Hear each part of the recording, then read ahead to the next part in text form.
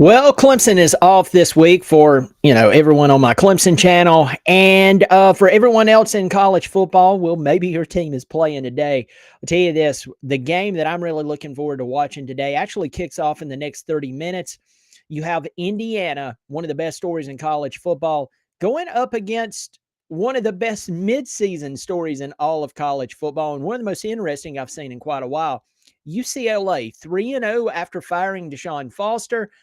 Jerry Newhustle having to travel to Bloomington, try to rally his Bruins to continue winning. Right now, Indiana is 27.5-point favorite right before kickoff. But hey, right now I'm going to dive into those games in just a second. But I am simulcasting on both of my channels. I'm on my Clemson channel. Go Tigers! We're on a bye week this week, so yeah, we can relax. Maybe. And also on my other channel, another college football podcast where I talk about college football. So if you love college football, I hope you'll subscribe over there, another college football podcast. Also on the Clemson channel, I hope you'll subscribe as well. They're free. This is free. Hitting the thumbs up, that's free. And if you'll pass it along to your friends, your neighbors, all the guys at work that loves college football, you're pass it along on the forums and on Facebook. I really do appreciate it. So for the Clemson fans here, Clemson, I couldn't sleep last night. Well, earlier this morning. And I was thinking about Clemson football. And their first 4 games, they were, 1-3? Yeah, they were 1-3. Then they had a bye week. And then they were 2-1. Okay, 2-1, losing to SMU last week. And now we have the rest of the season ahead of us. Duke, Florida State, Louisville, Furman, and South Carolina. I was trying to get those in order right off the top of my head. So, I mean, transparently, I don't expect much to change. This looks, and for anyone who's like, be a little more positive, I think positive has left the building. I think looking at the glass half full, when there's like a raindrop in there, I think that's over for most of us. I think the benefit of the doubt that people were giving the team, the coaching staff, is pretty much done. I didn't say you're not pulling for your team, but if you can't prove it in 7 games, what magical voodoo is going to happen in the last 5 when the stretch is not that easy considering how poorly the team's played? I just don't see it. But at least Clemson is off this week. Who knows? But with that said, I mentioned that Indiana and UCLA kicks off here in about 30 minutes, and I'm 25 minutes. And that game's going to kick off on Fox. So if you want to catch that, Mendoza versus Nico. Mendoza's making an incredible name for himself, 1,755 yards, 21 touchdowns, 2 interceptions. This guy transferred out of Cal. And so I believe, as much as I really enjoy the story of UCLA, and I'm really enjoying what's going on at Indiana, I just believe Indiana's going to be way too much in this game. In fact, I previewed this game on another college football podcast, and I want to tell you, I got, for a small channel that just started a few months ago, I got a lot of views on it. A lot of Indiana fans are really excited, and that's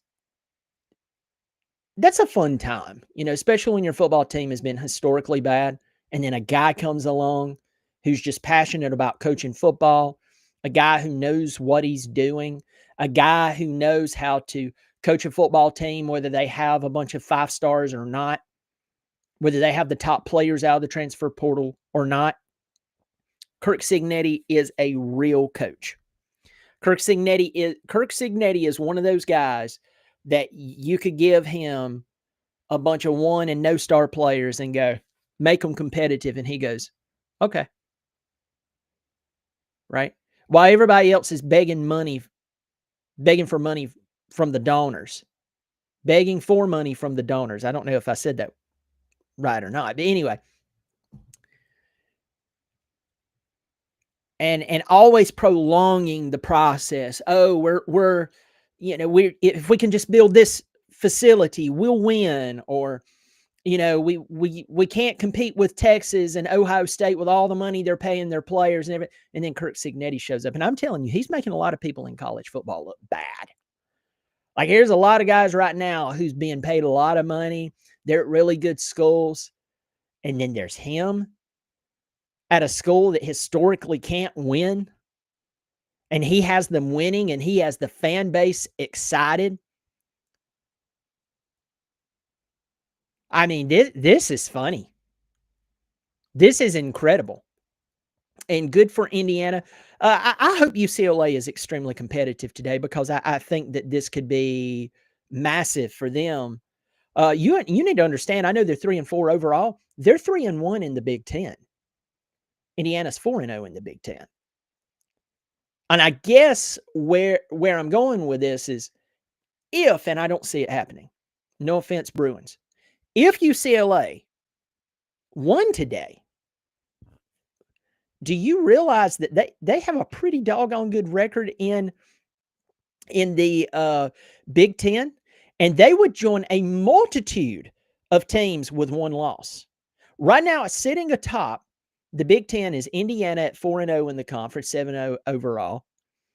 Ohio State 4-0 in the conference, 7-0 overall. And then after this, I'm going to tell you, there are 1, 2, 3, 4, 5, 6, 7 teams. 7 teams, folks. 7 teams with a loss. 7 teams with a loss. 1 loss in conference. And I'm telling you, that's setting up everything to be, I mean, nuts. I mean, that would be absolutely nuts. For all these teams to end up with only 1 loss. It's absolutely crazy. Folks, I normally don't do this, but my son just called me, and I'm going to make sure he's okay while I'm live here.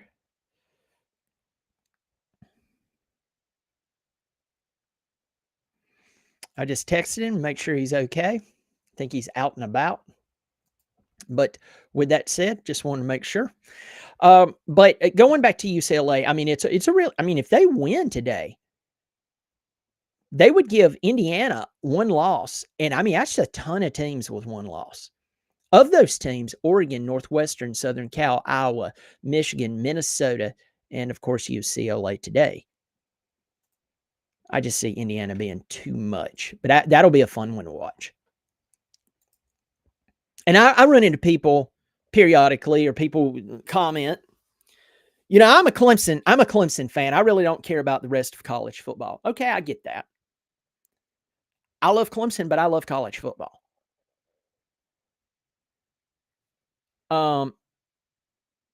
So in 20 minutes, when this game kicks off, UCLA and Indiana, I'm going to be watching. Why? Because I love college football. And I also tell you, Clemson fans who stays within the, I guess you would say, the nucleus of Clemson, you never really leave Clemson. You never watch anything other than Clemson. Again, to each their own. When you go watch other football teams, you'll realize how bad things are at Clemson. And I had someone who watches my channel all the time. They just disagree with me. I disagree with them, but it's civil. We normally agree. Who said, hey, I went and watched, I watched a bunch of college football, and I'm telling you, I haven't seen 25 teams better than Clemson. And I'm sitting there going, again, we'll just have to agree to disagree. But I mean, I can name out, UCLA is better than Clemson right now at 3-4. They're on a 3-game win streak. Indiana, Georgia Tech, Ole Miss, Oregon, Oklahoma, UVA, South Florida, Memphis, Alabama, Missouri, Vanderbilt, BYU, Iowa State, Texas Tech, Texas, Mississippi State on a 3-game skid is still better than Clemson. Miami is better than Clemson. Texas A&M is better than Clemson. LSU's already proven they're better than Clemson, and they're not amazing. Louisville is better than Clemson. Tennessee's better than Clemson. And so I don't know what games maybe you didn't get to see, maybe you watched and you just, but I'm just telling you folks, you go and you watch other college football teams and you see what they're doing, and then you watch Clemson, that's why you have that lost look on the sideline. That's why when you look at the coaches, they look lost. That's why when you look at the players, they look like they're at a funeral. And that's why. They don't know how to navigate this new college football. And I'm not talking about going to the transfer portal and portal it up. I'm talking about all of it. The game has changed a lot over the past few years. So anyway, going to get to a few more games here. Ole Miss and Oklahoma kick off 12 o'clock on ABC. Oklahoma's a 5.5-point favorite. All of these rumors, and I don't know how true they are, how they're not, how they, if they're true, if they're not, I don't know. But Lane Kiffin is being reported as the man that will take the job at Florida. And he would become the highest paid football coach in college football. Now, I don't know if you believe that, but I will tell you this. Sorry, my son is texting me.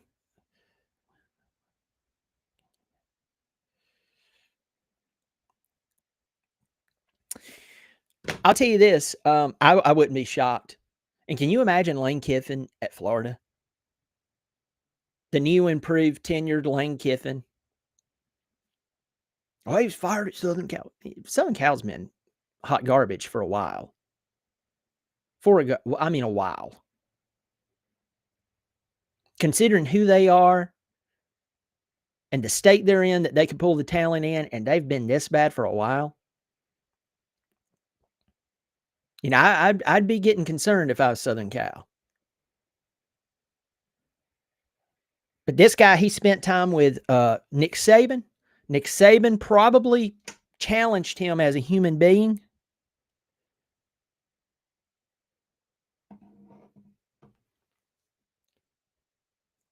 And it's changed him. Or at least changed some of his approach, is what I'm trying to say.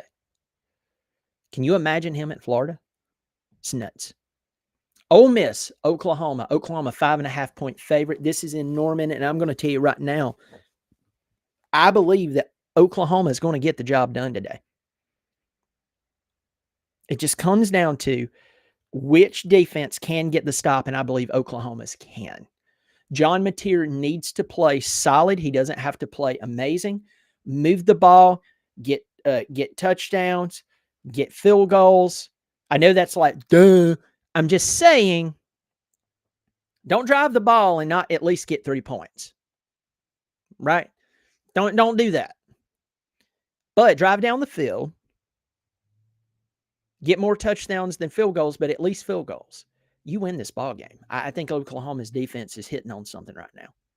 Our old former offensive coordinator at Virginia, Tony Elliott, 6-1, 3-0 in the ACC. Traveling to North Carolina, they're a 10.5-point favorite. This game's kind of interesting for me because North Carolina's just, I've never seen North Carolina be this bad, ever. And so here they are, 2-4, and they're only a 10.5-point underdog. And you're like, well, that's 10.5 points, Brian. I was figuring like 3 touchdowns. The key for Virginia right now is focus. We are at that point of the season where now that's something that I'm saying a lot.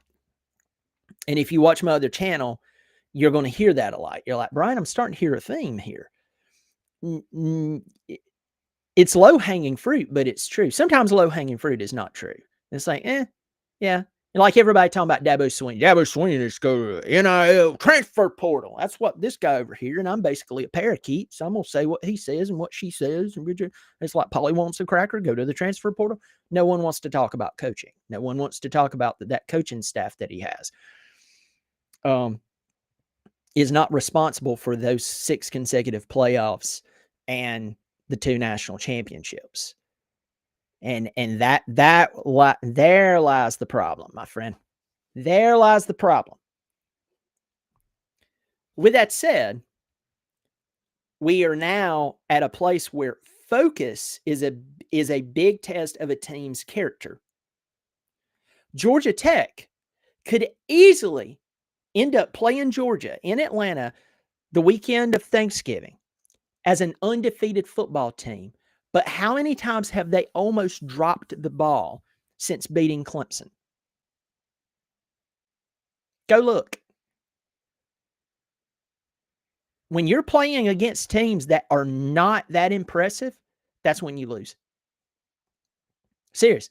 When you go in and you play a team that is, there's nothing really to write home about. Game days, not sitting around talking about it. They make a mention of it, but they move past that game. That's an upset waiting to happen. And for today, Virginia at North Carolina, got to pay attention. This game will count towards the win/loss column, and you have to pay attention if you want to legitimately turn things around.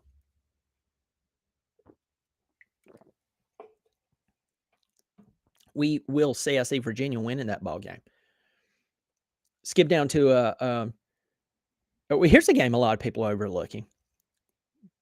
It's a group of 5 game in the American Conference. Number 18, South Florida, 6-1, 3-0 in the conference. Traveling to Memphis, 6-1, 2-1 in the American Conference. They lost their first game last week against UAB. UAB with an interim coach. Like the week before, they had fired Trent Dilfer, former Super Bowl winning quarterback. He was the head coach that fired him. And Memphis lost to UAB. It's crazy. It's nuts. Remember focus? Talked about that just 45 seconds ago. Memphis today has a chance to get back on track. Florida, on the other hand, South Florida, they have one loss already. It's not in the conference, but the key here is to win and win out. They're a 3.5-point favorite in Memphis. This is a big game. You need to pay attention to it. Don't get caught thinking about another game. And I don't think either one of these teams will overlook one another in this one. I think, if anything, Golish knows that Memphis is going to be bringing it. So we will definitely see. That is at 12 o'clock on ESPN. Let's check that out. Alabama travels to Columbia, South Carolina to play the feathered foe of the Gamecocks. Yeah. They're 3-4, 1-4 in the SEC, playing against an Alabama team who is absolutely red hot. 6-1, 6-game winning streak since losing to Florida State. Now we're all sitting here scratching our heads asking, how did that happen? 4-0 in the SEC. And looking like a team who could definitely win the national title if they continue playing the way they're playing. And look no farther than Ty Simpson, a guy who stayed at the program. He could have transferred out. And I don't blame all guys for transferring out, but it's a different story it's a different situation per player. Some players need to stay where they're at and grow. Some players need to transfer. And again, trying to weigh that out is tough. And right now we really don't have the data to really make a definitive decision. It would become extremely granular, and after a while, our head would hurt. But Ty Simpson has stuck around, and he is leading this team at a high level. Alabama's an 11.5-point favorite going into Williams-Brice Stadium. South Carolina just fired their offensive line coach, 1-4 in the SEC. And Gamecocks, I'm going to tell you, I told you so. Not this bad. But I did tell you that what you had last year was gone for 2 reasons. You lost Dowell Loggins. And some of you Gamecock fans who actually follow me, One of you said, yeah, you told us that and you were right. So it's not all Gamecock fans are bad or this, that, and the other. There were other Gamecock fans. They pulled a Georgia on me. When I told Georgia fans, hey, Todd Monken was the magic. Todd Monken was the magic for y'all's offense. And I know Bobo, he's not a terrible offensive coordinator, but I'm telling you, he is not Todd Monken. And I'm telling you right now, Sick'em dogs came after me and they're growling and, you know, they're trash talking their best and thumping their chest and, you know, whatever. And yeah, Georgia's winning. But there's this unease that people, they have it in Georgia. I've seen some of the comments on my board. They're not thrilled with the coaching staff. I'm not talking about Kirby. Remember, Kirby's one person. Just like Clemson fans is having to figure out that Dabo's one person. There's a whole operation up under him. And so, though you still have the national championship winning coach there, up under him is a bunch of guys. And it's always been that way. You have to have a coaching staff. But a lot of people forget that when you start losing integral parts of a staff, you can still have the head man and still lose. And Clemson fans are having to figure this out. A lot of them still kicking and screaming. Some of them, they're not even Clemson fans. They're Dabo fans. And listen, I appreciate what Coach Swinney has done. I'm not trash talking. Don't want him fired. Someone sent me a message the other day and said, since you want Dabo fired, who do you want to be the head coach? And I was like, I didn't call for him to be fired. I called for him to clean house, basically, and go hire Clemson level coaches. Well, what was Clemson level coaches? Now this is where we're at. And so a lot of people in Clemson, not a lot, but some people in Clemson are still very sensitive about that. With that said, I made this comment to South Carolina, and I also told them that you're losing the vast majority of your defense. And yeah, you're 3-4. Yeah, Clemson's awful, terrible, and everything. That doesn't change what's happening in Columbia. You lost a brilliant offensive coordinator and more than half of your defense. Bama's going to put a butt whipping on them. And if Lenore Sellers, they keep running him as much as they are, or he's having to run for his life because the offensive line can't block for him, this guy's going to end up with ground beef for a knee. And South Carolina player or not, he's an individual. I don't want that for him. I mean, he literally is going to end up with, titanium knees or something. And he won't be able to play football anymore. But 3:30 today, probably another incredible game that is like, you're like, who versus who? Missouri, 6-1, 2-1 in the SEC. Vanderbilt, number 10, 6-1 and 2-1 in the SEC. They're going to play today, 3:30 on ESPN. Vandy is a 2.5-point favorite.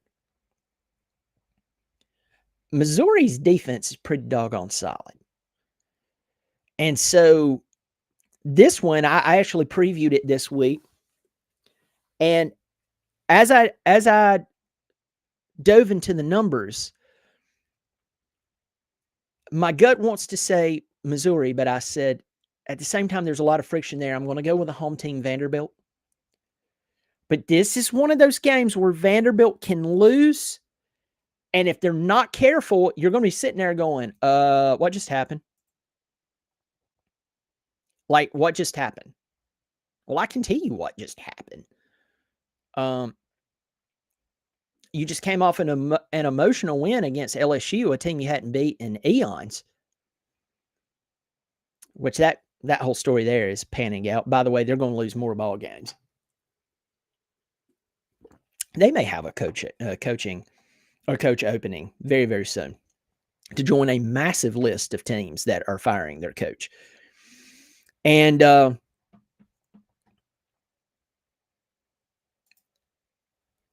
I'm looking at Missouri and Vanderbilt. I see this as being one of those games that if I were going to choose to watch only a few games today, this would be one of them. Indiana and UCLA kicking off here in just a few minutes. That would be a game that I would check out, and I would definitely watch this one. Of course, tonight 7:30 you have A&M at LSU, and that's going to be an interesting one. That's going to be an interesting one. But just to finish this one out, I see Vanderbilt winning this game, but honestly, this is splitting hairs. Either one of these teams could win this game, and I think that a lot of people, some people may get where I'm going with this. Other people may overlook it. Yeah, when a big team that you haven't beaten quite a while, like LSU comes to town, Alabama, they come to town. That's a massive game. You can get worked up for that. You can win that game. It's these games right here. Missouri's not a bad football team. They're number 15 and only have one loss. So don't take anything from that. But like when you think of Alabama's coming to town or LSU's coming to town versus Missouri's coming to town. No offense, Missouri fans. We know the more exciting game, the more big name, the you can see it on a marquee and it sparks excitement and, oh, I'm clearing my schedule, or I'll pay the outrageous ticket price to go see this game. This is not one of them. But to me, this game is one of those games that for either team, if they win, it's a big deal. You want to know how big this game is? The lowest ticket that you can get, according to ESPN right here, of course, it's not searching across all sites, but $199. That lets you know how big this game is. I only got a couple of more minutes. I want to go down and watch football. I don't want to keep you from it as well. 7:30 tonight, I mentioned at ABC. A&M at LSU. A&M's a 2.5-point favorite. And I'm going to tell you the key to this ball game. If A&M can get pressure on Garrett Nussmeier, they win this ball game. Garrett Nussmeier, every time he gets touched, he gets up limping. I'm not exaggerating. I'm not making fun of the guy. I'm just saying every time he gets touched. When Clemson played LSU in the very first game of the year, they couldn't get to him. They were getting the ball out of his hands pretty doggone quick. And TJ Parker went in, hit him late. It was a late hit.